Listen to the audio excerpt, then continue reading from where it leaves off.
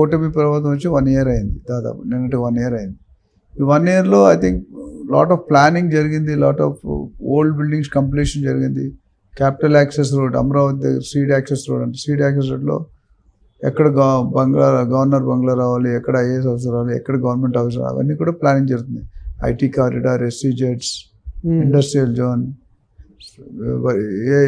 Artificial varsity, skilled varsity, ఇవన్నీ కూడా ప్లానింగ్లు జరుగుతున్నాయి, ఫండ్స్ అలికేట్ అవుతున్నాయి. ఫిజికల్గా వర్క్ స్టార్ట్ అవ్వడానికి ఇప్పుడిప్పుడే స్టార్ట్ అవుతుంది కాబట్టి డెఫినెట్గా గ్రోత్ బాగుంటుంది. రేట్లు అనేది ఎలక్షన్ ముందు కొంత రేట్లు ఉంటే ఎలక్షన్ సీఎం అయిన తర్వాత కాన్ఫిడెన్స్ పెరిగి రేట్లన్నీ కొద్దిగా హైప్ జరిగింది, ఆర్టిఫిషియల్ హైప్ జరిగింది. బట్ ఇప్పుడు సెటిల్లో ఉన్నాయి లాస్ట్ 1 yearలో.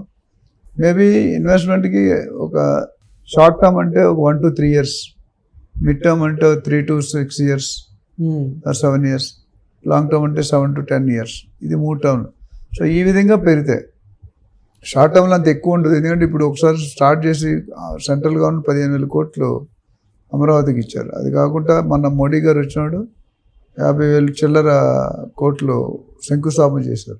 ఇవన్నీ కూడా రియల్ యూసేజ్ అవ్వడానికి టైం పడుతుంది. ఇప్పుడు inner ring road, outer ring road, ports, Adani, Ambani, gas turbines, gas pipe lines, ఇవన్నీ అట్లనే అమెజాన్, మైక్రోసాఫ్ట్, గూగుల్